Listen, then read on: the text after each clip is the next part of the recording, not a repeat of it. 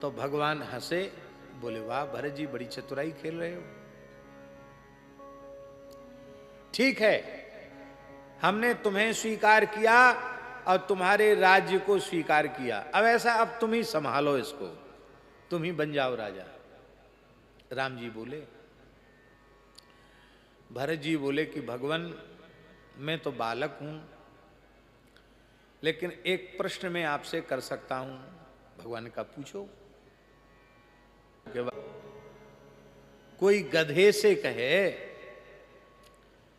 कि हे खर महाराज, हे गर्दभ महाराज, थोड़ा अश्व की चाल चल के दिखावें, तो गधा घोड़े की चाल नहीं चल सकता है। किसी सामान्य पक्षी से कहें, किसी सामान्य पक्षी से कहें कि आप गरुड़ जी की चाल चल के दिखावें, गरुड़ जी जैसे उड़ते हैं वैसे उड़ के दिखावें, तो साधारण पक्षी गरुड़ जी की उड़ान नहीं भर सकता, गधा घोड़े की बराबरी नहीं कर सकता। ऐसे ही हे भगवान, इस पद के भार को ढोने में मैं सर्वथा असमर्थ हूं। मैं तो केवल और केवल आपकी उपासना करूं इतना ही समझता हूं, और किसी काम लायक में हूं ही नहीं। आपका नाम लूं, आपका यश सुनूं, आपकी सेवा करूं, यह है अनन्यार्हत्व। मैं केवल आपके और संसार के लायक में नहीं हूं।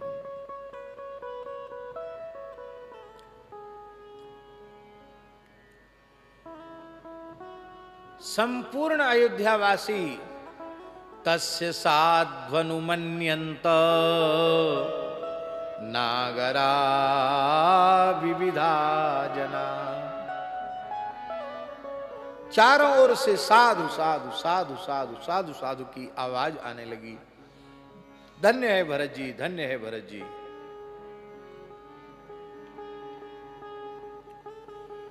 भगवान श्री राम ने भरत जी को अनेक प्रकार से समझाया और कहा कि देखो,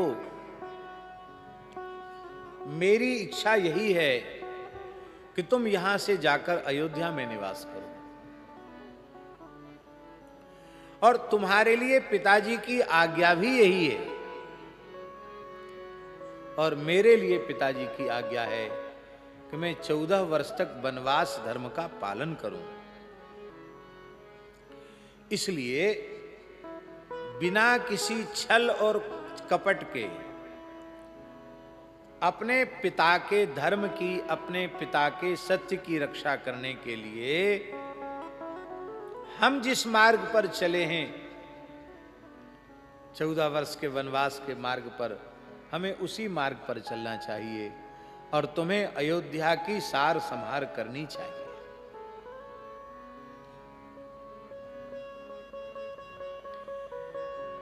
यत्राहमपि तेनैव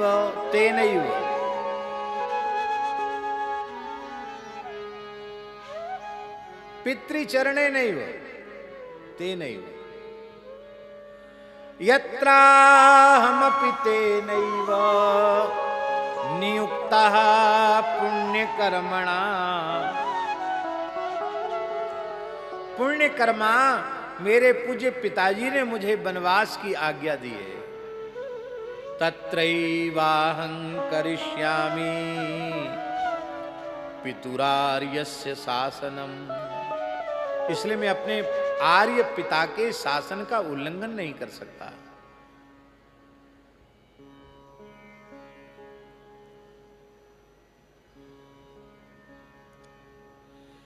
भरत जी ने कहा कि हे भगवान,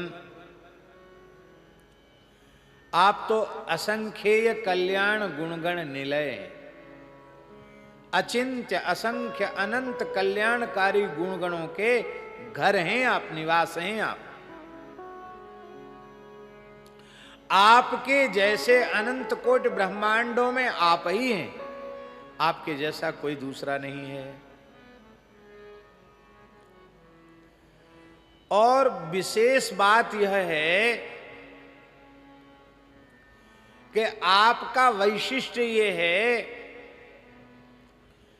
कि भयंकर से भयंकर प्रतिकूल परिस्थिति, दुख आपको दुखी नहीं कर सकता, कष्ट नहीं दे सकता,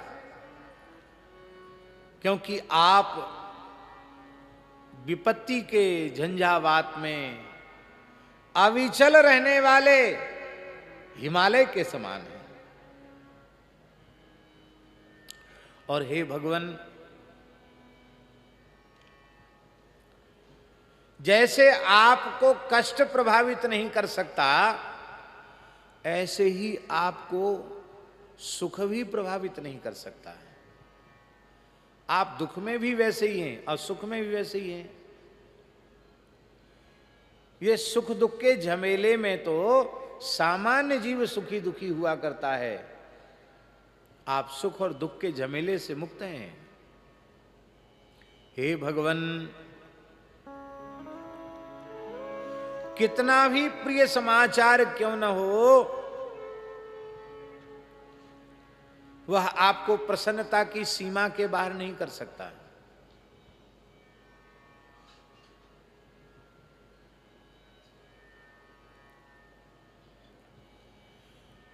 संसार के जितने ज्ञान वृद्ध हैं,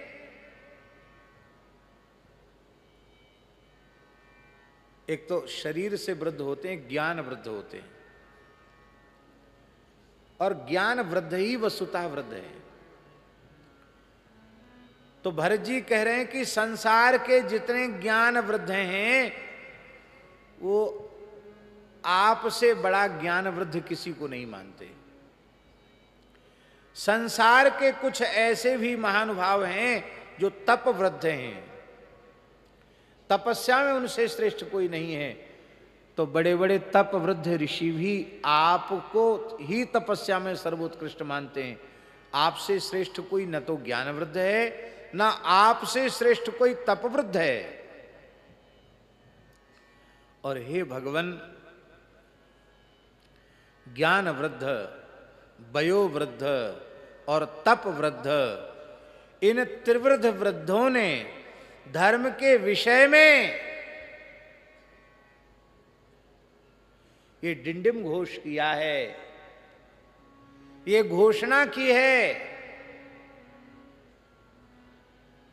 कि यदि धर्म के संबंध में अत्यंत सरलता पूर्वक कुछ समझना हो तो तुम ज्यादा झमेले में मत पड़ो। रामादिवत प्रवर्तितव्यम, बस यही निश्चय कर लो कि राम जी के जैसा ही हमें आचरण करना चाहिए। ज्ञान वृद्ध, वयो वृद्ध, तप वृद्ध, तीनों ने आपके आचार को ही धर्म के संबंध में परम परम प्रमाण माना है। राम जी के जैसा आचरण करना चाहिए।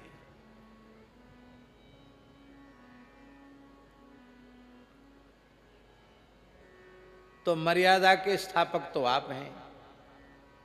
आपको देखकर लोग धर्म और सदाचार के पथ पर चलने की प्रेरणा प्राप्त करते हैं, और आप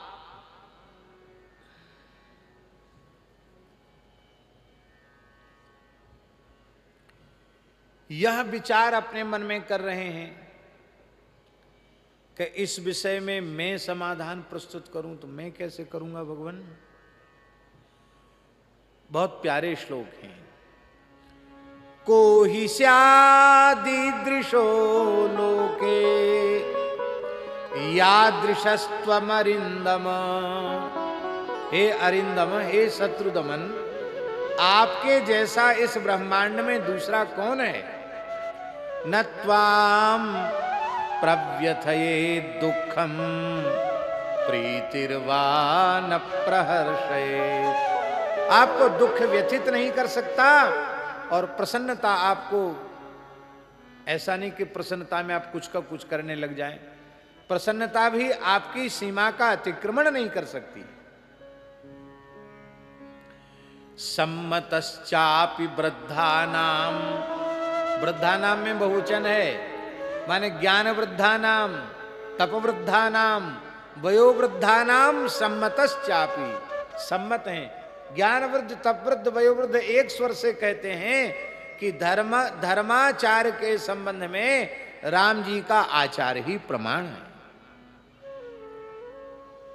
और भगवान फिर भी आप इतने अद्भुत हैं कि लोक मर्यादा की रक्षा करने के लिए आपको कभी कुछ पूछना होता है तो आप इन ब्राह्मणों से, ऋषियों से ही पूछ करके समाधान लेते हैं और जैसा वे कहते हैं वैसा ही करते हैं।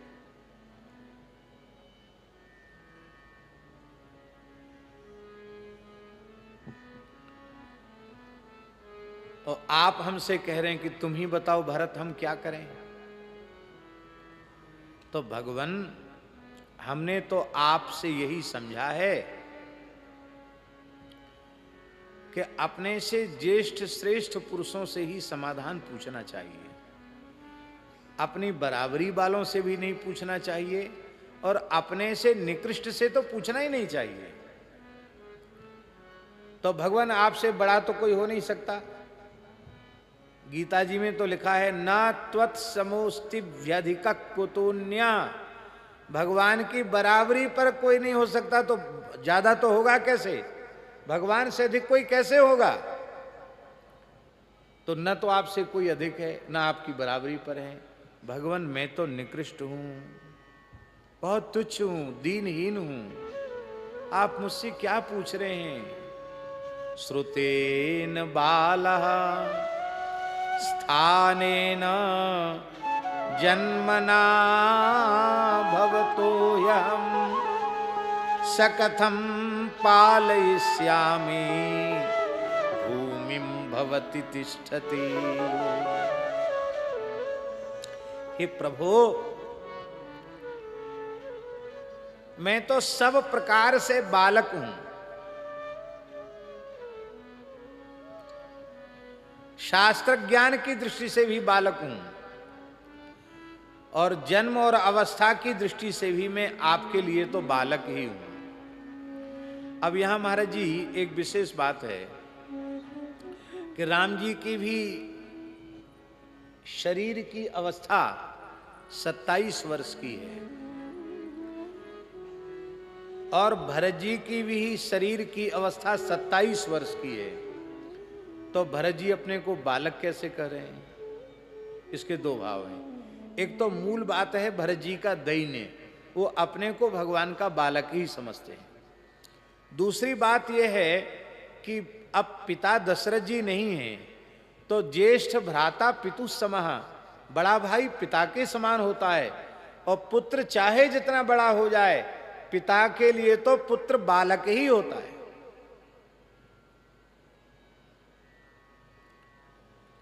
हमने अपनी आंखों से देखा है जिन माताओं के पुत्र उनके नाती पोते हो गए, वो बूढ़ी माताएं 90-95 वर्ष की माताएं भी अपने पुत्र को, जो बूढ़ा हो गया जिसके नाती पंती हो गए, उस पुत्र को भी ऐसे लाड़ प्यार दुलार करती हैं जैसे कोई छोटा बच्चा हो।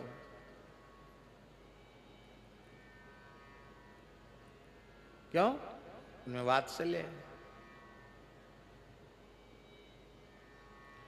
और गांव की माताएं तो बहुत उदार होती हैं आशीर्वाद देने में, चाहे जितना बड़ा महात्मा हो दंडवत कर ले तुरंत आशीर्वाद दे देंगे, वो नहीं समझेंगे कितने बड़े महात्मा हैं। ओरछा में शास्त्री जी, पूज्य बक्सर वाले मामा जी, महाराज जी का पहला उत्सव था और उनकी कथा, आप तो थे ही, आप थे,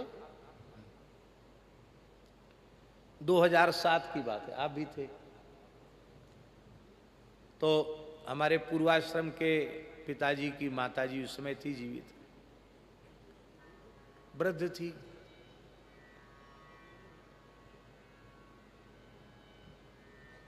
तो किसी ने बताया, किसी ने कह दिया, मामा जी आ रहे थे कथा कहने, किसी ने बताया कि सरकार, हाँ शायद मिश्रा जी ने बताया टीकमगढ़ वाले, कि वो श्री पांडे जी की माँ हैं, ये रामस्वरूप जी की माँ हैं, दादी।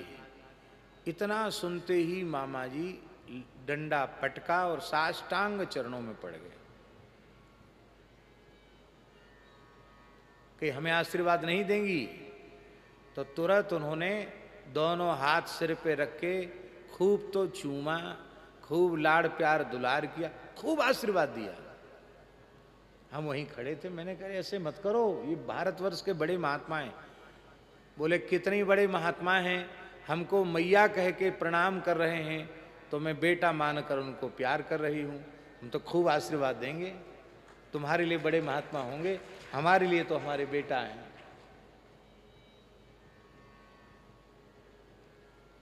उनका पिताजी का नाम ले, बोले जैसे वो हैं वैसे ही हैं।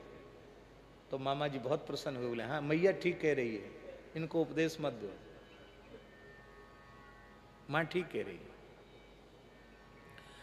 पुत्र चाहे जैसा हो जाए, माता पिता के लिए वो बालक ही है, बुढ़ा हो जाए तो भी बालक है। इसलिए भरत जी कहते हैं कि मैं बालक नहीं, मैं शिशु हूं, राम जी का बालक ही हूं मैं। धन्य है भरत जी का भाव। श्रुतेन बालः स्थानेन जन्मना, तीनों प्रकार से मैं बालक हूं, जन्म से, अवस्था से, शास्त्र ज्ञान से, सब दृष्टियों से मैं बालक हूं। फिर आप मुझे कह रहे हैं कि वसुंधरा का मैं पालन करूं, क्योंकि अयोध्या का जो पद है वो सप्तद्वीपवती पृथ्वी के एक छत्र सम्राट का पद है, मैं सारी पृथ्वी का पालन कैसे करूंगा। और विशेष बात यह है कि भूमिम भवति तिष्ठति, भवति भूमिम तिष्ठति। पिता के न रहने पर पुत्र मालिक बनता है, पिता के रहते हुए पुत्र मालिक नहीं बनता। बहुत ध्यान से सुने, भले ही पिता ने सब कुछ पुत्र को संभला दिया है, पर यदि वह सत्पुत्र है तो अपने को कभी मालिक नहीं मानेगा। पिताजी नहीं है, इसके बाद वो है मालिक, पैतृक संपत्ति का एकमात्र अधिकारी है वो, लेकिन पिता के रहते हुए वो मालिक नहीं है। तो आप विराजमान हैं जो मेरे पिता के स्थान पर हैं, फिर आपके विराजमान होते हुए आप वन में भ्रमण करें और मैं राज सिंहासन पर बैठूं, ये कहां तक उपयुक्त है। इसलिए हे भगवान, मैं तो आपसे भीख मांग रहा हूं, आपके चरणों में गिड़गिड़ा रहा हूं कि भवता च बिना भूतो न बर्तयितुमुत्सहे, भवता च बिना भूतो न वर्तयितुमुत्सहे। हे प्रभु, मैं आपके बिना लौटकर अयोध्या नहीं जा सकता। शिरसा त्वाभियाचे हम कुरुस्व करुणामयी,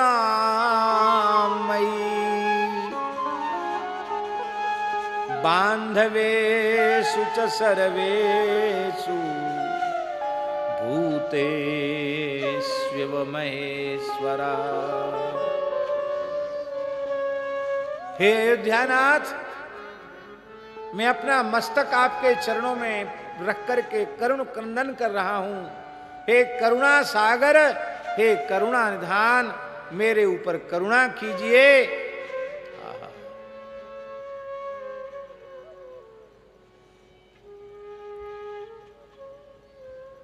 जैसे संपूर्ण प्राणियों पर भगवान महेश्वर कृपा करते हैं, हे प्रभु ऐसे ही आप हमारे ऊपर कृपा कीजिए।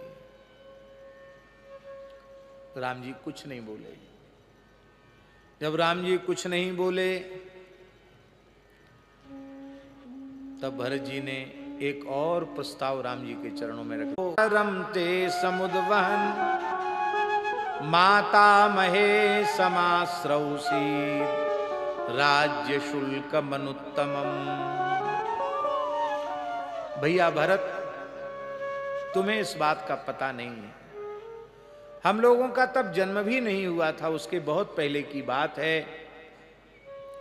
जब हमारे पूज्य पिताजी का विवाह तुम्हारी माता से हुआ था, उस समय वह विवाह ऐसे ही नहीं हुआ, राज्य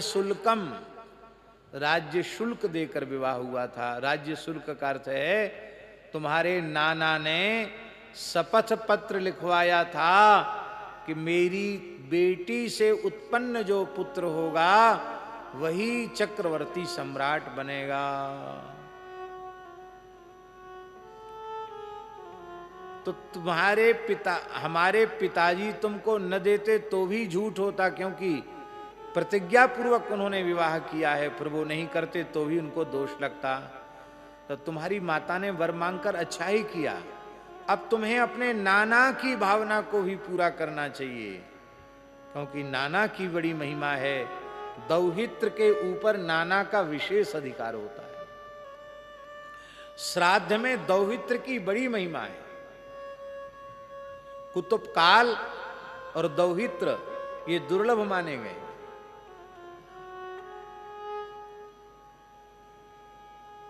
दौहित्र को अपने नाना की, अपने मातामह की इच्छा पूरी करनी चाहिए, क्योंकि वह पिंड श्राद्धादि अपने नाना का करता ही है। मातृकुल पितृकुल दोनों का, पिता पितामह प्रपितामह, पितामह प्रमातामह वृद्ध प्रमातामह, इन सबका होता ही है। मातामह, इन सबका श्राद्ध आदि होता है। तो यदि तुम अयोध्या को स्वीकार नहीं करोगे, राज सिंहासन को स्वीकार नहीं करोगे, तब तो बड़ी भारी समस्या हो जाएगी। क्या समस्या हो जाएगी? बोले पुन्नाम नो नरकाद यस्मात् पितरम त्रायते सुतः तस्मात् पुत्र इति प्रोक्तः पितॄन्यः पाति सर्वदा सर्वतः। पुत्र शब्द का अर्थ है नरक, और जो पुत्र माने नरक से अपने पिता का त्राण कर ले, उद्धार कर ले, वही पुत्र पदवाच्य है। यदि पिता ऋणी मर जाता है तो उसको नरक मिलता है। इसलिए पिता को जो पुत्र अनऋण कर देता है वही सच्चा पुत्र कहलाने का अधिकारी है। यदि पिता की बात सच्ची नहीं करोगे तो वे कर्ज से मुक्त नहीं होंगे। तो क्या अपने पिता की अधोगति करोगे क्या?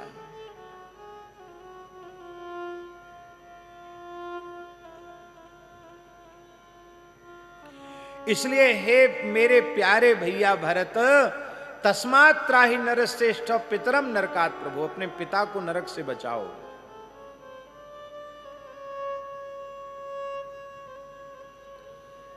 और इतना कहते कहते भगवान श्री राम बहुत अधिक भावुक हो गए,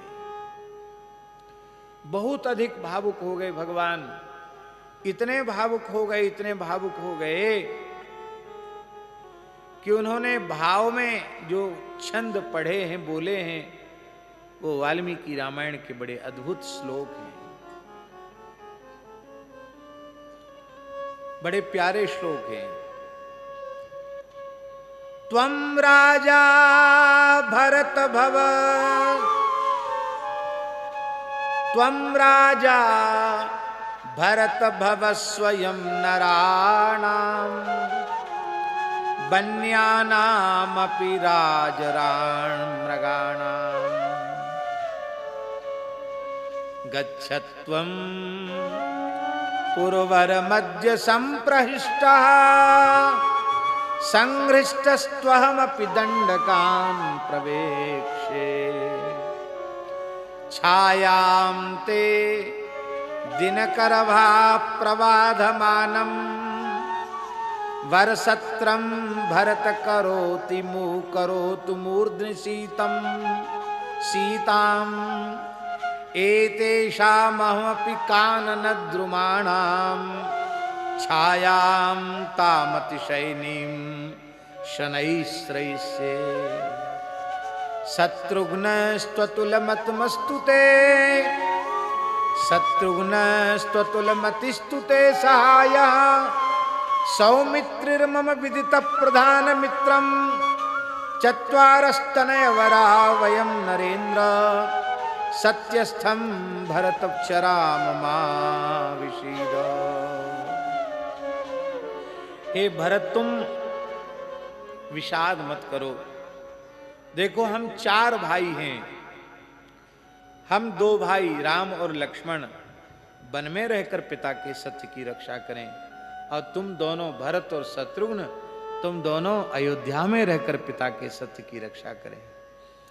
और रही तुम्हारी बात कि तुम संकल्प करके आए हो कि हम तुम्हें राजा बनाएंगे, तो तुम मनुष्यों के राजा बनोगे, और बन्यानामहमपि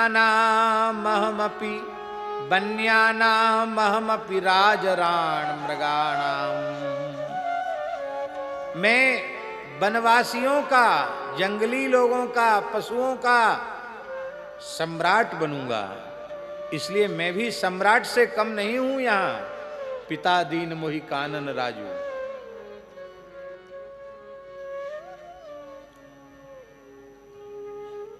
राजराण मृगाणाम, राजाधिराज चक्रवर्ती सम्राट बनूंगा मृगों का।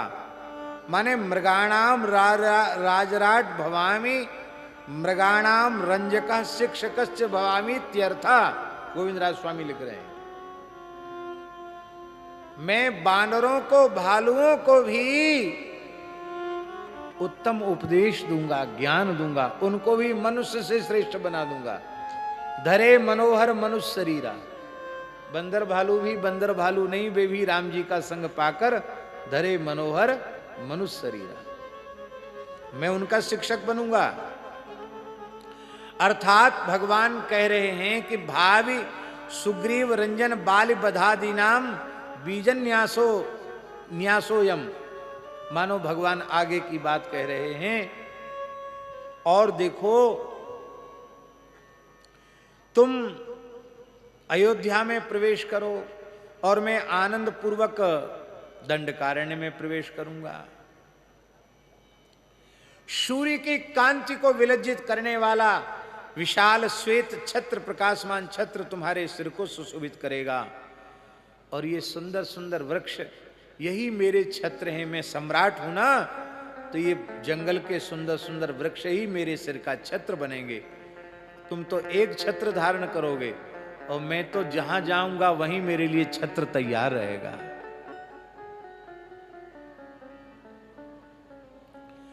तुम अयोध्या के राजमहलों में सुंदर सुख का अनुभव करोगे, और यहां वन में 6 ऋतुआं मुझे अपना अपना आनंद प्रदान करके मुझे रंजित करेंगी, मेरी सेवा करेंगी।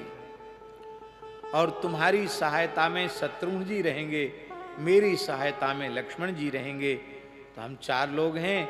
अपने पिता के धर्म की, सत्य की मिलकर हमें रक्षा करनी चाहिए।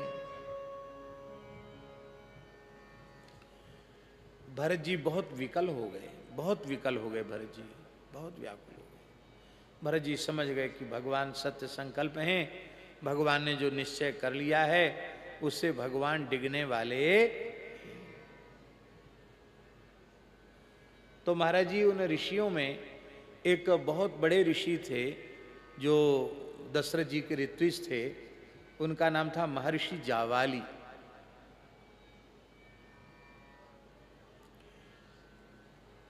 लोगों की मान्यता है कि महर्षि जावाली के नाम पर ही जबलपुर बसा है। ये जावाली ऋषि की ही तपस्थली है जबलपुर, नर्मदा जी का तट। और जावाली का बहुत आदर है दशरथ जी के यहाँ। होताओं में उनका बहुत आदर है जावाली महर्षि का। और महर्षि जावाली के संबंध में महाराज जी लिखा है वेद में, शुको मुक्तः जावालिर मुक्तः। जावाली मुक्त हैं और सुखदेव जी मुक्त हैं। माने ये इतने बड़े ब्रह्मज्ञानी हैं, लेकिन भरत जी पर ये इतने द्रवित हो गए, इतने डर गए कि इन्होंने एक ऐसे सिद्धांत का निरूपण कर दिया जिसको कहते हैं, खुलकर हम कहें तो चारवाक। चारवाक मत जो नास्तिक मत है, उस नास्तिक मत को उन्होंने प्रतिपादित किया महर्षि जावाली ने। और वो पूरा वाल्मीकि रामायण का प्रकरण विस्तार से देखने योग्य है। और भगवान श्री राम ने उस नास्तिक मत का तत्काल खंडन किया है। यद्यपि महर्षि जावाली नास्तिक नहीं है, ये तो ब्रह्मविद वरिष्ठ हैं, परम धर्मनिष्ठ सदाचार संपन्न एक महान ब्रह्मर्षि हैं, पर भरत जी के दीन दशा को वो देख नहीं पा रहे हैं, तो किसी भी उपाय से राम जी को अयोध्या ले जाना चाहते हैं, भरत जी का सहयोग करना चाहते हैं, ऐसा समझो। इसलिए महर्षि जावाली उठकर खड़े हुए और बोले आश्वासयन्तम भरतम जावालिर ब्राह्मणोत्तम, खड़े हो गए। उवाच रामम धर्मज्ञम धर्मापेतमिदं वचः। धर्मज्ञ श्री राम जी से यहां महर्षि वाल्मीकि की लेखनी कितनी सावधान है आचार्य जी। ब्राह्मणोत्तम जावाली, ब्राह्मणोत्तम कह के ये स्पष्ट कर दिया कि वो नास्तिक नहीं है। ब्राह्मणो ब्रह्मवित्तम, ब्रह्मवित्तम वही श्रेष्ठ ब्राह्मण है। तो ब्राह्मणोत्तम ब्रह्म ज्ञानियों में श्रेष्ठ अथवा वेदज्ञों में सबसे अधिक श्रेष्ठ महर्षि जावाली बोले। यद्यपि उनका यह भाव धर्म से अपेत था, धर्म शून्य था, लेकिन फिर भी वे राम जी को किसी भी स्थिति में लौटाना चाहते थे। उन्होंने कहा क्या धर्म धर्म चिल्ला रहे हो, और क्या स्वर्ग है क्या नरक है, कुछ नहीं। तुम कहते हो पुत्र नरक स्वर्ग, क्या कुछ नहीं। प्रत्यक्ष को देखना चाहिए। प्रत्यक्ष में देखो कितने लोग रो रहे हैं, आपके जाने से सब प्रसन्न हो जाएंगे। इतने लोगों को रुला करके धर्म का आचरण करना हमारी समझ में तो नहीं आता। हर मनुष्य को सुखी रहने का प्रयास करना चाहिए। चार्वाक ही तो कहता है यावत जीवेत सुखम जीवेत, जब तक जियो सुखपूर्वक जियो। बोले सुखपूर्वक जिए तो कैसे जिए? बोले कर्ज करके घी पिएंगे। ऋणम कृत्वा घृतम पिबेत, ऋण करके घी पियो। हमारे यहाँ के वैद्य जी श्याम सिंह जी कहते हैं कि देखो नास्तिक भी कह रहा है घृतम पिबेत, घी पियो, है वो भी गऊ के घी की महिमा को स्वीकार कर रहा है। घृतम पिबेत, क्यों? भस्मीभूतस्य देहस्य पुनरागमन कृता। बोले कर्ज करके घी पिएंगे तो उसको चुकाने के लिए आना पड़ेगा। अरे बोले जो शरीर जल के खाक हो गया वो चुकाने कहाँ से आएगा? देह को ही आत्मा मानते ना, देह नष्ट हो गया, सब खत्म हो गया। जावाली बोले देखो एको ही जायते जंतु एक एव विनश्यति, अकेला पैदा होता अकेला मर जाता है। इसलिए ज्यादा इधर उधर की बातें मत करो, सुखपूर्वक जीवन को व्यतीत करो, धर्म कर्म को छोड़ो, प्रतिज्ञा पालन की बातें जाने दो। भरत जी कह रहे हैं उनकी बात मान लो। राज्यम सत्वम निगृहिणी स्व भरते न प्रसादिता। भरत जी कितनी प्रार्थना कर रहे हैं, इनकी आज्ञा, इनकी प्रार्थना स्वीकार करके राज्य को स्वीकार करो।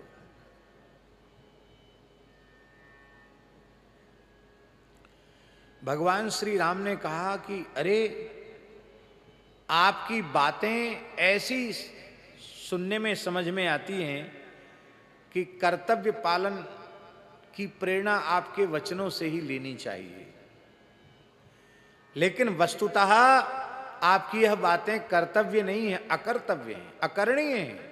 इनको नहीं मानना चाहिए। देखने में ऐसा लगता है कि ये बातें पथ्य हैं, पथ्य माने हितकारी हैं, लेकिन वस्तुतः ये अपथ्य हैं, ये बहुत अहितकारी हैं। अकार्यम कार्य संकासम अपथ्यम पथ्य सन्निभम। आपके कहे अनुसार कोई जीव चलने लग जाएगा तो उससे परलोक की हानि हो जाएगी। पुनर्जन्म और परलोक, इसको जो मानता है वही आस्तिक है। अष्टाध्यायी का एक सूत्र है महर्षि पाणिनि का, अस्ति नास्ति दिष्टम मति। क्या सूत्र है? अस्ति नास्ति दिष्टम मति। इसका अर्थ है ईश्वर की सत्ता मानने न मानने से कोई आस्तिक नास्तिक नहीं होता। महर्षि पाणिनि कह रहे हैं परलोक और पुनर्जन्म की सत्ता को जो स्वीकार करता है वो आस्तिक है, और परलोक और पुनर्जन्म की सत्ता को जो नकारता है वो नास्तिक है। अब परलोक और पुनर्जन्म की सत्ता को स्वीकार करने के लिए वेद को स्वीकार करना पड़ेगा।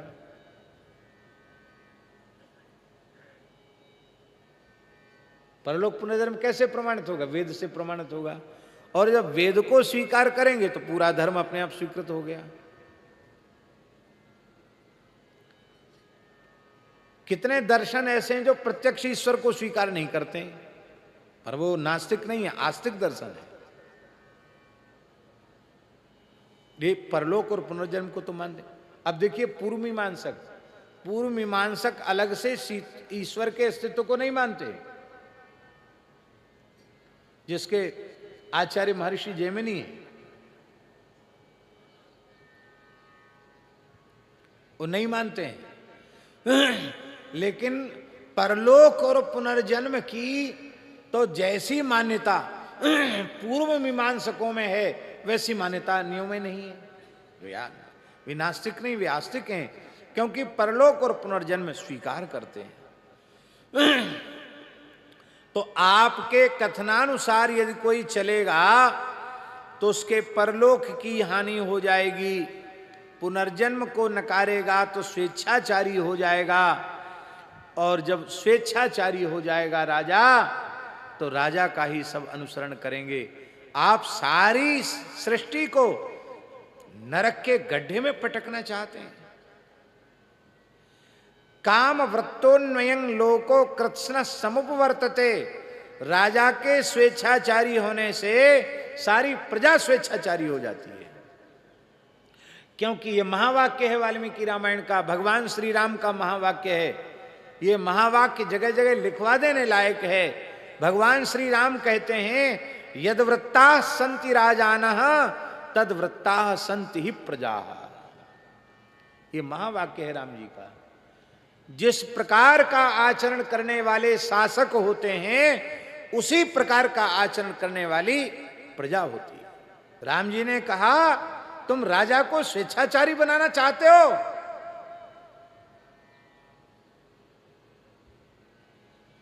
राम राज्य की स्थापना का मूल यही होगा क्या? और महाराज जी भगवान गुस्सा नहीं होते, लेकिन आज भगवान गुस्सा हो गए, क्रोध में आ गए भगवान। और महाराज जी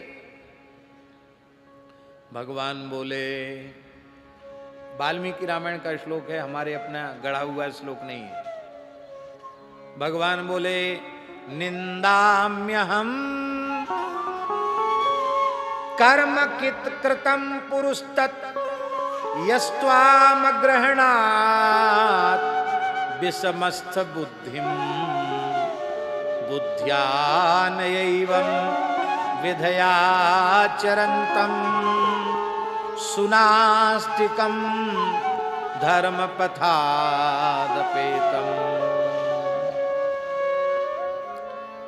मैं अपने पूज्य पिताजी के इस कर्म की घोर निंदा करता हूं। उन्होंने तुम्हारे जैसे घोर नास्तिक को, पाखंडी को अपना होता कैसे बना लिया, अपना ऋत्विज कैसे बना लिया। तुम्हारे जैसे नास्तिक को ऋत्विज बनाया। मैं अपने पिता के इस कर्म की घोर निंदा करता हूं।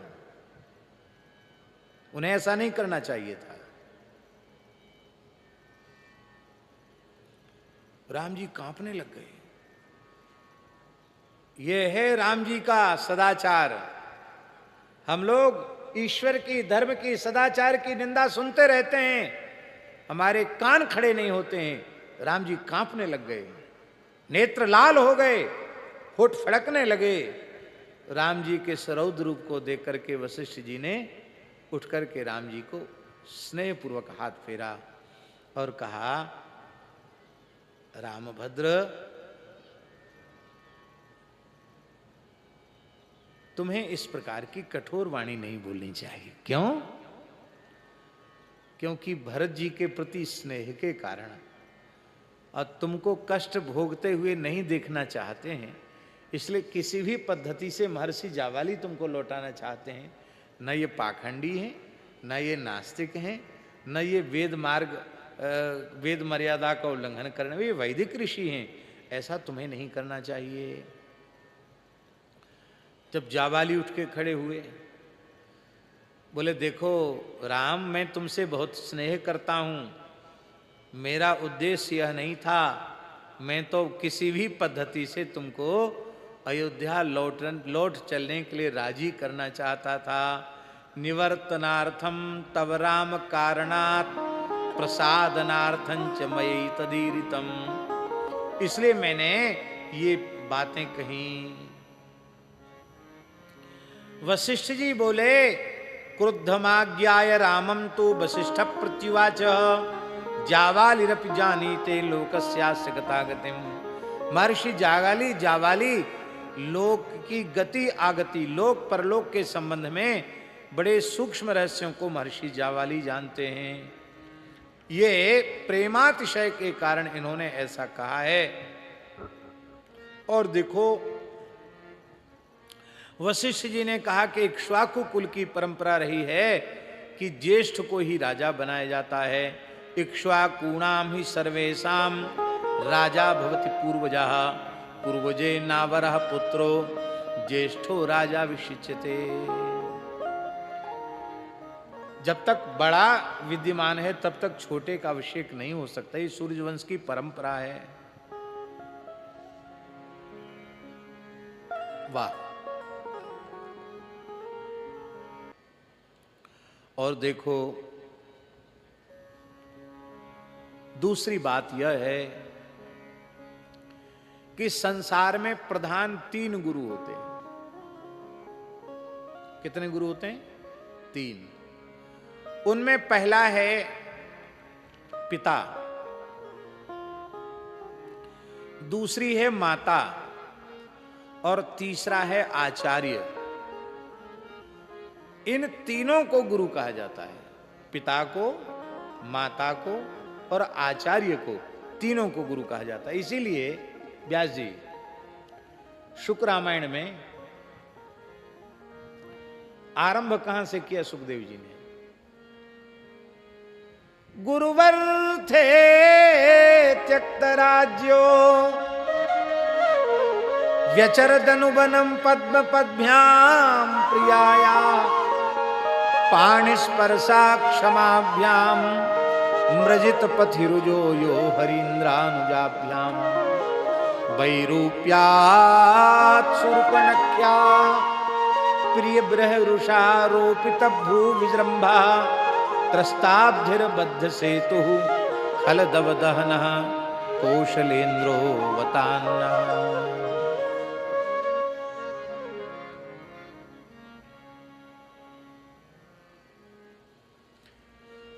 यहां गुरुवर्थे त्यक्त राज्य है। यहां गुरुवर्थे की जगह पितृर्थे त्यक्त राज्य भी तो हो सकता था। न कोई छंद भंग था, न कोई रस छंद अलंकार में तो कोई कमी नहीं थी। पितृर्थे त्यक्त राज्य और गुरुवर्थे त्यक्त राज्य कहा। पिता को गुरु ही कहते हैं। नहीं मातृ समो गुरु, पुराणों में तो लिखा है कि माता के जैसा कोई गुरु नहीं है। समस्त गुरुओं में माता श्रेष्ठ है। वशिष्ठ जी ने कहा कि 3 गुरु होते हैं प्रधान, पिता, माता और आचार्य। पिता पुरुष के शरीर को उत्पन्न करता है, इसलिए वो गुरु है।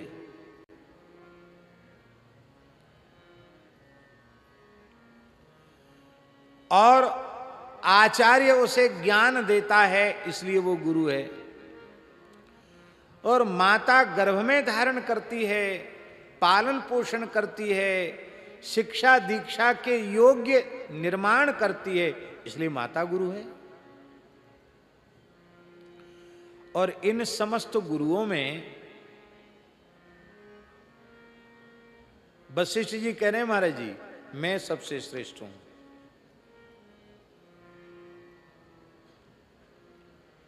एक बार पिता माता की बात न मानो तो काम चलेगा, लेकिन गुरु की बात तो माननी चाहिए। गुरु आज्ञा गरीयसी, मैं कुलगुरु हूं, केवल तुम्हारा गुरु नहीं, तुम्हारे पिता पितामह प्रपितामह पूरी सूर्यवंश की परंपरा का गुरु। इसलिए उस पावर से, उस अधिकार से मैं बोल रहा हूं कि तुम यदि मेरी आज्ञा का पालन करोगे तो उसमें मार्ग का, सत्पुरुषों की मर्यादा का, मार्ग का अतिक्रमण नहीं होगा। पिता येनम जनयति पुरुषम पुरुषर्षभ प्रज्ञां ददाति चाचार्यः तस्मात् स गुरुरुच्यते सतेहम पितुराचार्यः। मैं केवल तुम्हारा गुरु नहीं, तुम्हारे पिता का भी गुरु हूं। तब चैव परंतप, तुम्हारा भी गुरु हूं। इसलिए ममत्वम वचनं कुर्वम नाति वर्ते सतांगतिम। यदि तुम मेरी आज्ञा का पालन करोगे तो उसमें कोई धर्म सदाचार का उल्लंघन नहीं होगा। वशिष्ठ जी के इतना कहने के बाद भी राम जी अपने निश्चय से नहीं डिगे। यही है सत्य व्रत, सत्य संकल्प। जो निश्चय कर लिया वो कर लिया।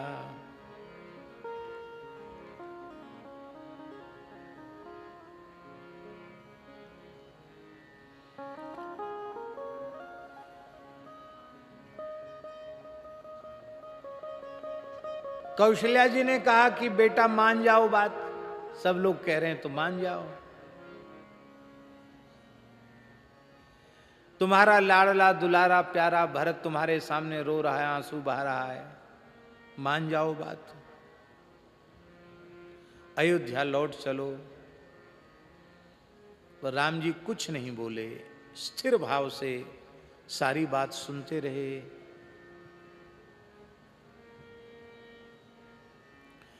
और उन्होंने फिर धैर्यपूर्वक बोलना आरंभ किया। बोले, हे गुरुदेव, आपने जो बात कही है बिल्कुल सही है, लेकिन मैं अत्यंत विनम्रता पूर्वक निवेदन कर रहा हूं कि माता पिता के अनंत उपकार पुत्र पर होते हैं। वे पुत्र के प्रति सदा वात्सल्यपूर्ण व्यवहार करते हैं, उत्तम से उत्तम खाद्य पदार्थ देते हैं, सुकोमल सैया पर सुलाते हैं, मीठी मीठी बातों से उसका मनोरंजन करते हैं। न जाने कितने प्रकार से वो अपनी संतान का पालन पोषण करते हैं।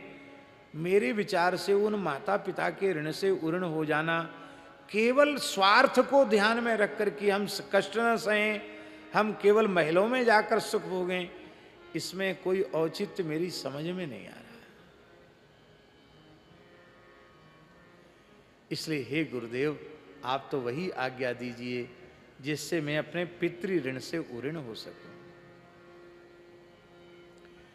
सही राजा दशरथ पिता जनयिता मम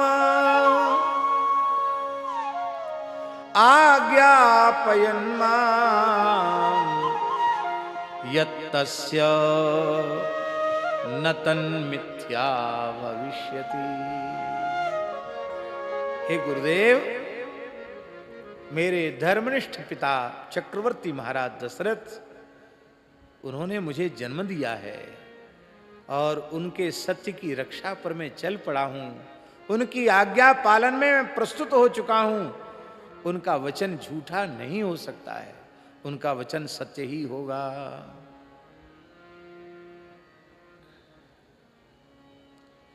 भरत जी उठ के खड़े हो गए। अथोत्थाय जलम स्पृष्ट्वा, जल को छू करके भरत जी भी शपथ ले रहे हैं। भरतो वाक्यम अब्रवीत शृण्वन्तु मे परिषदो मंत्रिण शृणुस्तथा।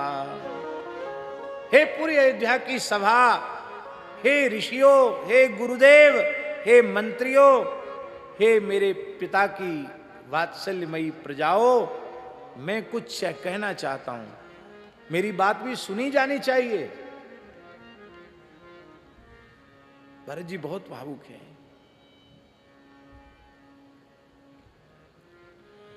बोले पहले यह बात बताइए कि क्या मैंने जन्म से लेके अब तक अपने पूज्य पिताजी से कभी राज्य की याचना की, अथवा ये जल की शपथ लेकर मैं कह रहा हूं, अर्थात मैंने कभी अपने पिता से ऐसी बात नहीं की, सोची भी नहीं, तो अपनी मां से कही होगी। कहते मैंने मां से भी कभी ऐसी चर्चा नहीं की।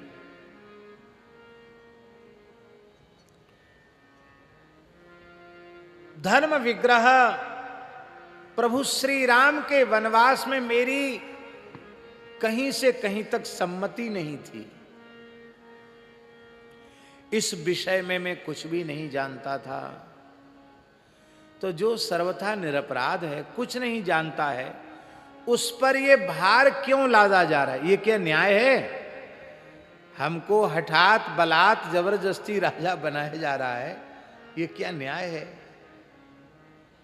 मैंने पिताजी से कहा होता, मां से कहा होता, राम जी के वनवास में मेरी सम्मति होती तो ठीक था, पर यह औचित्य नहीं है। इसलिए यदि श्री राम मेरे अग्रज पिता के तुल्य अपने पिता की आज्ञा का पालन करने के लिए वन में आवश्यक समझते हैं अपना रहना, तो ठीक है, कोई बात नहीं। अब ये प्रार्थना मेरी स्वीकार करें कि श्री राम जी, लक्ष्मण जी, जानकी जी और शत्रुघ्न जी और आप सब अयोध्या चले जाएं।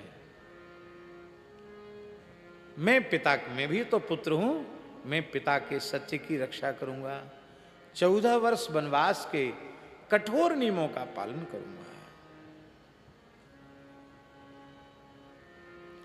यदि त्ववश्यम वस्तव्यम कर्तव्यम च पितुर्वचः अहमेव निवत्स्यामि चतुर्दश वने समान। मैं स्वयं ही 14 वर्ष तक वन में रहूंगा।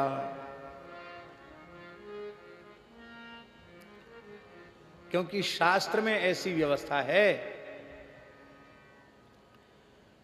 कि अपने पूज्य जनों का प्रतिनिधि बनकर व्यक्ति धर्म का संपादन कर सकता है, ये व्यवस्था है।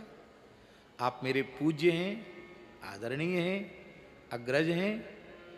आपका जो धर्म है 14 वर्ष वन में रह करके तप करना, उसका मैं पालन करूंगा। आपके प्रतिनिधि के रूप में मैं जंगल में चला जाऊंगा और 14 वर्ष नहीं,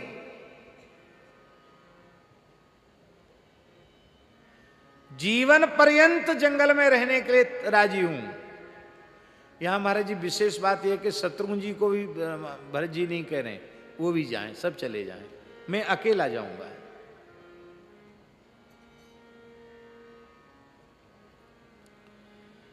राम जी हंसने लगे, बोले भरत जी वस्तुतः तुम्हारी बुद्धि बड़ी भोली है। कैसे? बोले देखो, तुम प्रतिनिधि के धर्म का व्याख्यान तो कर रहे हो कि तुम मेरे प्रतिनिधि बन के जंगल में 14 वर्ष के नियम की पूर्ति कर लोगे, लेकिन प्रतिनिधि की व्यवस्था धर्मशास्त्र में कब है, इस बात का तुमने ध्यान नहीं दिया। कोई व्यक्ति संकल्प लेकर बैठ जाए और सहसा अशक्त हो जाए, रोगी हो जाए, बिस्तर पर पड़ जाए, तब उस स्थिति में कोई व्यक्ति उसकी जगह पर धर्माचरण करेगा। भगवान बोले कि परिस्थिति ऐसी हो तब ऐसा होता है प्रतिनिधि, और भगवान बोले कि मैं बताओ किस अंश में मेरे शरीर में तुम्हें न्यूनता दिखाई पड़ रही है। मैं कठोर से कठोर तप कर सकता हूं, कष्ट सह सकता हूं, धर्म का आचरण कर सकता हूं, फिर इस परिस्थिति में तुम हमारा प्रतिनिधित्व करते हुए मेरे धर्म की रक्षा करना चाहते हो। ये धर्म नहीं है, ये तो वंचना है। ये वंचना ठीक नहीं है। इसलिए महाराज जी सत्य के संबंध में लिखा है कि धर्म न दूसर सत्य समाना, सत्य से बड़ा कोई धर्म नहीं है। पर न तत्सत्यम यच्छलेनानुविद्धम, जिस सत्य में छल छिपा हुआ हो वो सत्य भी सत्य नहीं है। सत्य भी उसे ही कहते हैं जो अत्यंत निश्चल भाव से प्रस्तुत किया गया हो, उसी को सत्य कहते हैं। घुमा फिरा के बोलने वाली बात सच्ची नहीं होती, सच्ची होने पर भी सच्ची नहीं। निश्चल निष्कपट भाव से, सरल भाव से, अपने स्वार्थ का लेश भी नहीं है, और उस समय जो बात कही जाए उसको सत्य कहते हैं। इसलिए उपाधिर न मया कार्यो बनवासे जुगुप्सिता, इसलिए मैं अपने पिता की आज्ञा का उल्लंघन नहीं कर सकता, इसलिए तुम्हारे प्रतिनिधित्व को भी मैं स्वीकार नहीं करता।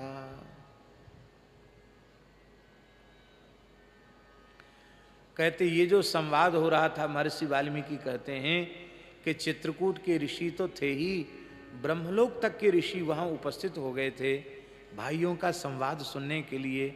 क्योंकि ये केवल संवाद नहीं है महाराज जी, ये धर्म और सदाचार का उत्तम निर्णय का यह एक प्रकरण है। इसलिए भगवान श्री राम किस धर्म को अपने वाणी से प्रकट करेंगे, भरत जी क्या कहेंगे, सब सुनने के लिए बड़े बड़े ऋषि वहां आ गए हैं। और सब एक ही स्वर से कह रहे हैं कि जिसके जीवन में त्याग नहीं है वो धर्म का आचरण नहीं कर सकता है। ऋषि कह रहे हैं ये बात, कहते देखो तो सही, इधर भरत जी का त्याग देखो, इधर श्री राम जी का त्याग देखो, और ये दोनों ही अयोध्या के सिंहासन को गेंद बनाकर खेल रहे हैं।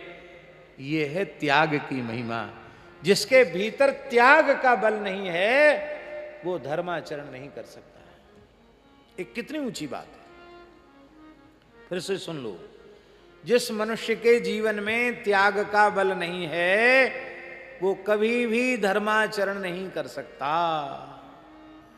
धर्माचरण करने वाले के भीतर त्याग का बल होना ही चाहिए। त्याग का बल कब होगा महाराज जी? त्याग का बल तब होगा जो अपने जीवन में धर्म को ही सबसे मूल्यवान समझेगा, धर्म का ही सबसे अधिक महत्व समझेगा। संपत्ति का, पद का, प्रतिष्ठा का, ऐश्वर्य का, वैभव का महत्व किसी भी स्थिति में चित्त के किसी कोने में रहेगा तो वो धर्माचरण नहीं कर, वो त्याग नहीं कर पाएगा।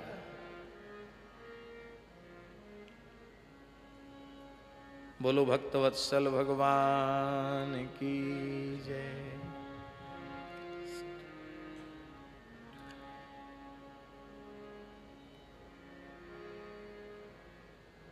हा हा हा।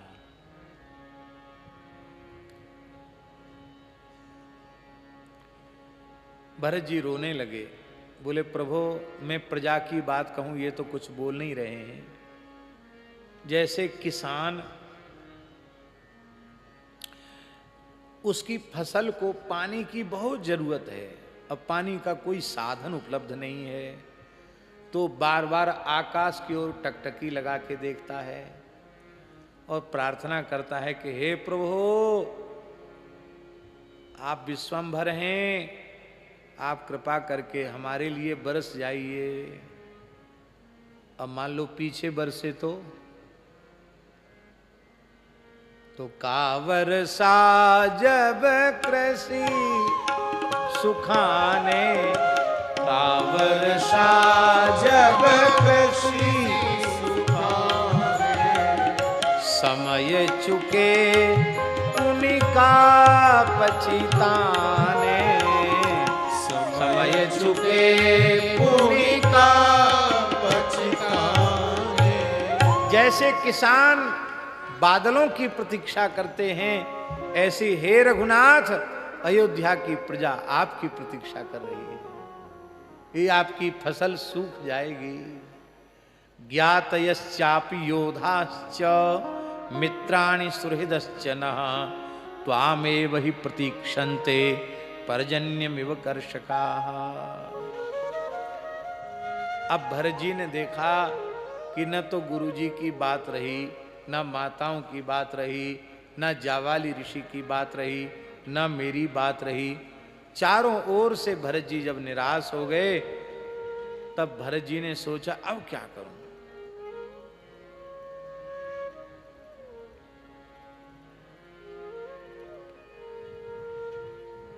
ये एक एक बात बड़ी रहस्य की है। एव मुक्त्वा पतद्भ्रातुः पादयो भरतस्तदा। भरत जी राम जी के चरणों में गिर पड़े। इसका मतलब है कि जब सारी युक्तियां, सारे तर्क, सारे उपाय जब निष्फल हो गए, जब सारी शक्तियां समाप्त हो जाती हैं, ईमानदारी से संपूर्ण शरणागति तभी होती है। द्रौपदी अयोनिजा है, याज्ञ से नहीं है, अग्निकुंडोद्भवा है। जन्म से ही श्री कृष्ण की भक्ता है।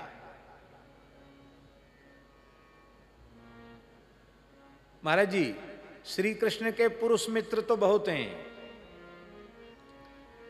पर नारी शरीर में किसी को वो अपना मित्र कहते हैं, सखी कहते हैं, वह केवल एक द्रौपदी है।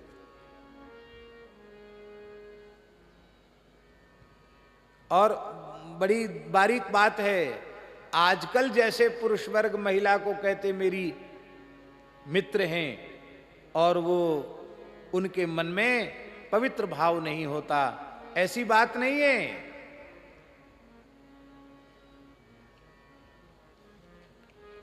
भगवान श्री कृष्ण और द्रौपदी का जो पारस्परिक प्रेम है वह अतिशय पुनीत है, अत्यंत पवित्र है। द्रौपदी महान पतिव्रता है। भगवान श्री कृष्ण उसको कृष्णे कहकर पुकारते हैं, सखी कहकर के पुकारते हैं द्रौपदी को। और उस द्रौपदी पर संकट आया। उस द्रौपदी पर जब संकट आया तो पहले तो द्रौपदी ने अपने वस्त्र को कस के पकड़ा।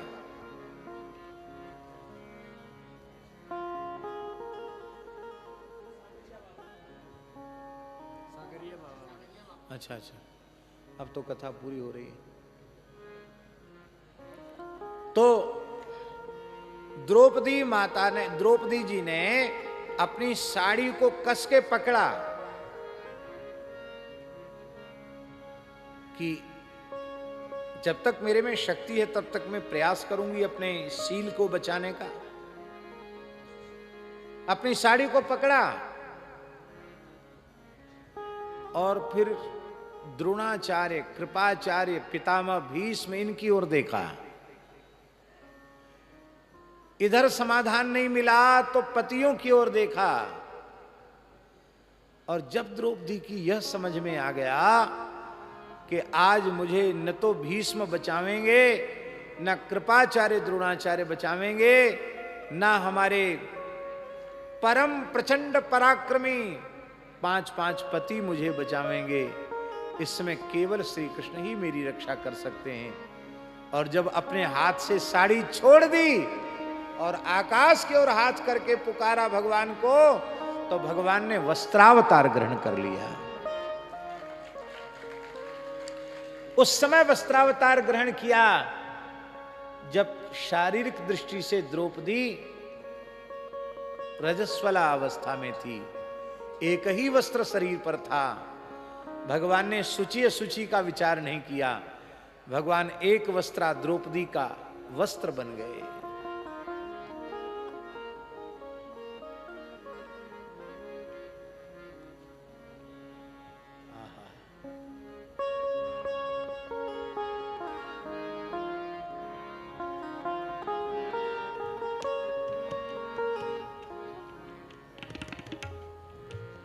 इसी पर ले मैं कुर्सी से ही। महाराज जी, जो परिस्थिति द्रौपदी के सामने थी वही परिस्थिति भरत जी के सामने। भरत जी भी सोच रहे हैं, ये द्रौपदी जी का उदाहरण हम इसलिए दे रहे हैं कि भरत जी भी यही सोच रहे हैं कि मेरे गुरुजी मेरा सहयोग करेंगे, अब मेरे मंत्री सुमंत्र आदि अष्टमंत्री मेरा सहयोग करेंगे, फिर कोई नहीं तो मेरी माताएं मेरा सहयोग करेंगी। लेकिन जब उन्होंने समझ लिया कि अब किसी की कुछ चलने वाली नहीं है, अब तो पूरी तरह प्रभु श्री राम के चरणों में समर्पित हो गए। आहा, ज्ञातयश्चा एवं मुक्त्वा पतद भ्रातुः पादयोर भरतस्तदा। इतना कहते ही चरणों में गिर गए। आहा, चरणों में गिर गए तो राम जी द्रवित हो गए। अब तक राम जी बहुत कुछ प्रवचन कर रहे थे, अब राम जी द्रवित हो गए। महाराज जी यहाँ वाल्मीकि में स्पष्ट लिखा है कि राम जी उठकर खड़े हो गए और राम जी ने पड़े हुए भरत जी को उठाकर गोद में ले लिया और बैठ गए तो अपनी गोद में बिठा लिया भरत जी को। गुरु जी के सामने, माताओं के सामने, इतने लोगों के सामने, ऋषि महर्षियों के सामने, लक्ष्मण शत्रुघ्न जानकी जी सबके सामने भगवान ने भरत जी को गोद में बिठा लिया। ये स्नेह की चरमावधि है।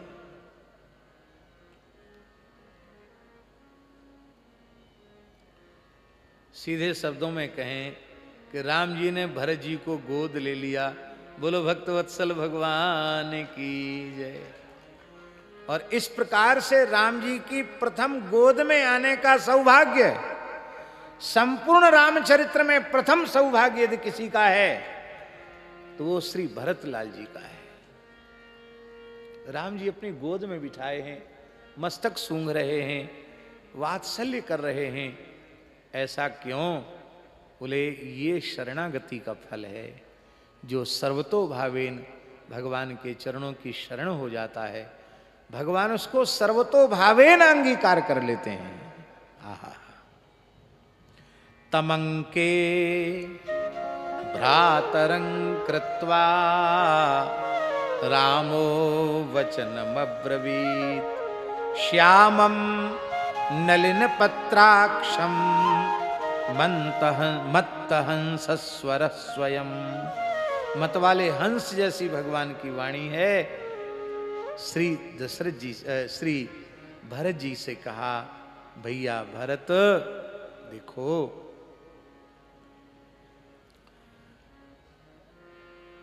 तुम इस प्रकार से हताश निराश मत हो।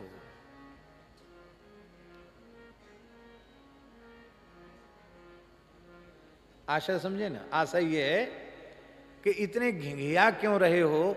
हमने तुम्हें गोद में ले लिया, हमने अपनी संपूर्ण सामर्थ्य तुम्हारे भीतर प्रतिष्ठित कर दी है, अब तुम क्यों परेशान हो रहे हो?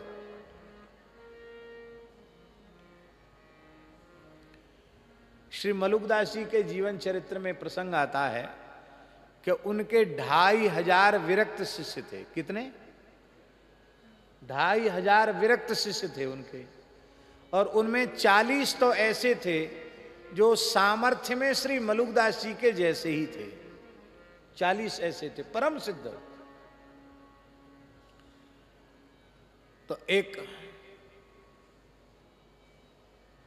उनके ही संत थे अलख रामदास जी। उन्होंने प्रार्थना की कि गुरु महाराज अब आप वयोवृद्ध हो गए हैं, 27 पार कर ली, 108 वर्ष के आयु तक विराजमान थे, तो 108वां वर्ष आपका चल रहा है, तो आप अपने स्थान पर किसी को नियुक्त कर दें। बाबा बोले मुझे किसने नियुक्त किया? हमको तो किसी ने नियुक्त नहीं, भगवान ने नियुक्त किया। तो ये भगवान की व्यवस्था, भगवान नियुक्त करेंगे। एक दिन भगवान ही बोले उनसे, रघुनाथ जी बोले कि अब मेरी आज्ञा है, तुम अपने स्थान पर किसी को नियुक्त कर दो। आपने पूछा किसे नियुक्त करूं? तो उनके 2500 शिष्यों में सबसे छोटे थे राम स्नेही दास। सबसे छोटे थे राम स्नेही दास। आयु में छोटे थे। कितने छोटे थे व्यास जी? 16 वर्ष की आयु थी। अवस्था में, आयु में छोटे, और अभी अभी साधु बने थे, शरण में आए थे। ठाकुर जी ने कहा ये भोला भाला है, इसको कर दो, इसको बिठा दो। तब आपने, भगवान की आज्ञा होती है, अपने सब शिष्यों को बुलाया, 2500 शिष्यों को बुलाया, और बुलाकर कहा कि मैं अपने स्थान पर इसे नियुक्त करता हूं, आप लोग अपना मत दें कि हम इसको बनावे की, मैंने हम तो नियुक्त कर दिया, आप लोगों की क्या राय है। तो इतना सुनते ही मत दें, सबने कान पर हाथ रख लिए, और उनके समस्त शिष्यों ने, जो बड़े गुरु भाई थे, सबने राम स्नेही दास को साष्टांग प्रणाम किया। बोले आपकी वाणी निकल गई, ये आपका स्वरूप हो गया, अभी मेरे छोटे गुरु भाई नहीं है, अब ये आपका ही स्वरूप हो गए। तो राम स्नेही दास रोने गिड़गिड़ाने लग गए, बोले महाराज इतने बड़े बड़े सिद्ध पुरुष, जैसे हमारे राघवेंद्र दास जी की बड़ी जटा हैं, इनसे भी बड़ी बड़ी जटा वाले हमारे बड़े गुरु भाई हैं, बड़े बूढ़े, ज्ञान वृद्ध, भयो वृद्ध, तप वृद्ध, और मैं अभी निमुछिया, अभी बालक, आप मुझे नियुक्त करने के लिए आप कह रहे हैं। भगवान, शेर की म्याद में शेर की ही शोभा होती है, गीदड़ की नहीं। आपका आसन तो शेर का आसन है, गीदड़ की शोभा नहीं। तो बाबा बोले घिंघियाता क्यों है? शेर के शेर होते हैं और गीदड़ के गीदड़ होते हैं। यदि तुम हमको शेर मानते हो तो तुम अपने को गीदड़ कैसे मानते हो? शेर के तो शेर होते हैं। बोले मैं इस योग्य नहीं हूं। तो उनके चरित्र में लिखा है कि ताकत बख्श दी जाएगी, और ऐसा कहकर खड़े हुए और सिर पे जैसे ही हाथ रखा राम स्नेही दास के, तत्काल षट चक्र भेदन कुंडलिनी जागरण पूर्वक सारे चक्र जागृत हो गए, असंप्रज्ञात समाधि तक पहुंच गए, संपूर्ण रिद्धि सिद्धि सामने खड़ी हो गई। और इतना ही नहीं, साक्षात युगल सरकार सीताराम जी सामने खड़े हो गए। बोले अब कुछ चीज बाकी हो तो बताओ। आप रोते रोते चरणों में पड़ गए। आज रघुनाथ जी ने भरत जी को अपनी गोद में क्या लिया? राम जी ने कहा भरत जी, मैंने तुम्हें अपना स्वरूप प्रदान किया है, रंगरूप तो मेरे जैसा तुम्हारा है ही है। आज अपनी संपूर्ण सामर्थ्य मैं तुम्हारे में प्रतिष्ठित कर रहा हूं, इसलिए तुम घिंघियाओ मत, तुम घबराओ मत कि मैं 14 वर्ष कैसे व्यतीत कर पाऊंगा, मैं कैसे पृथ्वी का शासन कर पाऊंगा। तुम अपने मन में शोक मत करो। और अब रही मेरी बात, तो मेरे निश्चय को सुन लो। लक्ष्मी चंद्रा दपे यादवा हिमवान वा हिमम त्यजेत अतियात सागरो वेलाम न प्रतिज्ञा महम पितुः। मैं अपने पिता के वचन को मिथ्या नहीं कर सकता। लक्ष्मी वो भले ही चंद्रमा की प्रभा चंद्रमा से अलग हो जाए, और हिमालय उसमें बर्फ न मिले, उसमें एक भी हिम का कण न रह जाए, समुद्र अपनी मर्यादा का वेला का अतिक्रमण करे, लेकिन मैं पिता के सत्य का अतिक्रमण नहीं कर सकता। तब श्री भरत जी ने कहा कि भगवान, आप तो परम कोमल हृदय के हैं, मेरे ऊपर कृपा कीजिए। आहा, मेरे ऊपर कृपा कीजिए। क्या कृपा करें? बोले आप हमें कोई आश्रय दे दीजिए। हारे का सहारा तो कुछ न कुछ होना चाहिए कि नहीं? आप हमें आश्रय प्रदान कीजिए, और उस आश्रय को प्राप्त करके मैं आपकी कृपा का आश्रय लेकर के आपकी आज्ञा का पालन करूंगा। तो श्री भरत जी ने पादुका भगवान के सामने रख दी। राम जी पादुका पहन के नहीं आए थे, राम जी तो नंगे पैर आए थे। पर ये पादुका कैसी थी? स्वर्ण मंडिता थी, रत्न जटिता थी, ऐसी सुंदर पादुका थी। इन पादुकाओं पर आप खड़े हो जाइए, इनको अपना स्वरूप प्रदान कर दीजिए। अधिरोहार्य पादाभ्याम, आप इन पर खड़े हो जाइए। पादुके हेम भूषिते, ये रत्न जटिता स्वर्ण मंडिता पादुकाएं हैं। एते ही सर्वलोकस्य योगक्षेमम विधास्यतः, एते पादुके, ये दोनों पादुकाएं ही संसार के योग और क्षेम का विधान करेंगी। राज्याभिषेक में चक्रवर्ती सम्राट को पादुकाएं भी अर्पित की जाती है। तो राज्याभिषेक की सारी सामग्री लाए थे, तो ये पादुका लेके आए थे। ये पादुकाएं कैसी पादुकाएं थीं, इनके संबंध में हमने गुरुजनों से, महापुरुषों से सुना है। पूज्य संत श्री गोपालाचार्य जी महाराज कहते थे, और हमारे वृंदावन के एक बहुत बड़े विद्वान थे श्री अतुल कृष्ण गोस्वामी जी। बाद में उन्होंने संन्यास ले लिया था। हमारे श्री पुंडरीक गोस्वामी जी के बाबा, उनके पितामह। आप लोगों में से बहुत से लोगों ने उनका दर्शन किया होगा। हमने तो बहुत दर्शन भी किया, उनका खूब स्नेह प्राप्त किया। तो पूज्य श्री अतुल कृष्ण गोस्वामी जी, बाद में उन्होंने संन्यास ले लिया था, तो उनका नाम, सन्यासी नाम था श्री कृष्ण चैतन्याश्रय तीर्थ। श्री कृष्ण चैतन्याश्रय तीर्थ नामा सन्यासी वो थे। तो वो भी वाल्मीकि रामायण की बड़ी अद्भुत कथा कहते थे। हमको उनकी वाणी में एक बार वाल्मीकि रामायण की कथा सुनने का मिला, उन्हीं के जैसा ही था। अद्भुत प्रवचन की कुशलता उनमें थी। तो उनके मुख से सुना हुआ एक भाव, उन्होंने कहा कि ये पादुकाएं भरत जी नई बनवा के नहीं लाए थे, ये दिव्य पादुकाएं स्वयं श्री ब्रह्मा जी ने महर्षि कश्यप को दी थी, मरीचि को दी थी, मरीचि ने कश्यप को दी थी, कश्यप जी ने सूर्य नारायण को दी थी, और सूर्य नारायण ने प्रथम सम्राट के रूप में जब वैवस्वत मनु का अभिषेक हुआ, तो ये पादुकाएं उस समय ब्रह्मा जी से प्राप्त यह दिव्य योगमाई पादुकाएं ये मनु जी को अर्पित की गई थी। किसको? वैवस्वत मनु को। और तब से ये अयोध्या की परम निधि के रूप में विराजमान रहती थी। जब जब चक्रवर्ती सम्राट पद पर किसी का अभिषेक होता था, तो इन पादुकाओं का पूजन होता था, और वह मनु जी का ही स्वरूप माना के स्वरूप रूप में उसको ये पादुकाएं धारण कराई जाती थी एक बार केवल, फिर उनको रख दिया जाता था।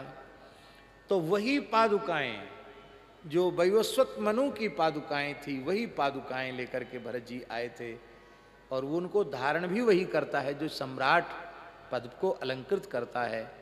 तो मानो भरत जी ने तो अपने राम जी के चरणों में पादुकाएं धरा करके सम्राट बना ही दिया।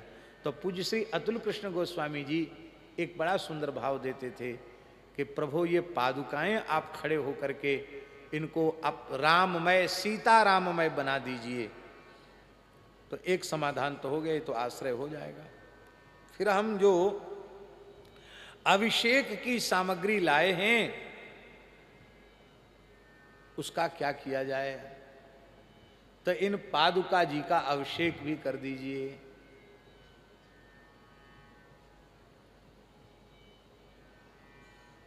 राम जी ने कहा ठीक है, जैसा आप तुम कहो।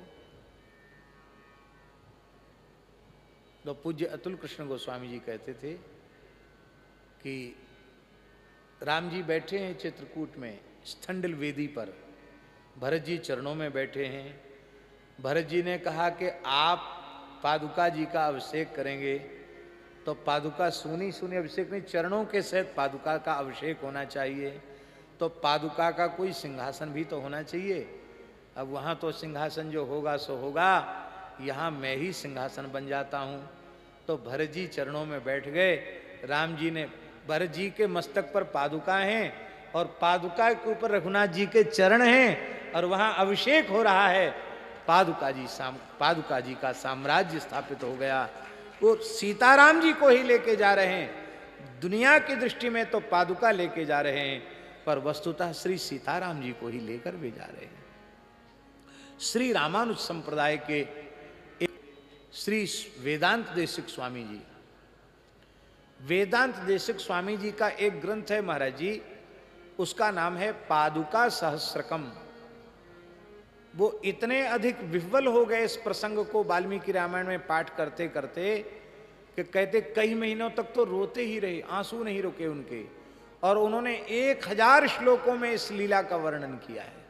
उस ग्रंथ का नाम है पादुका सहस्रकम। अद्भुत है।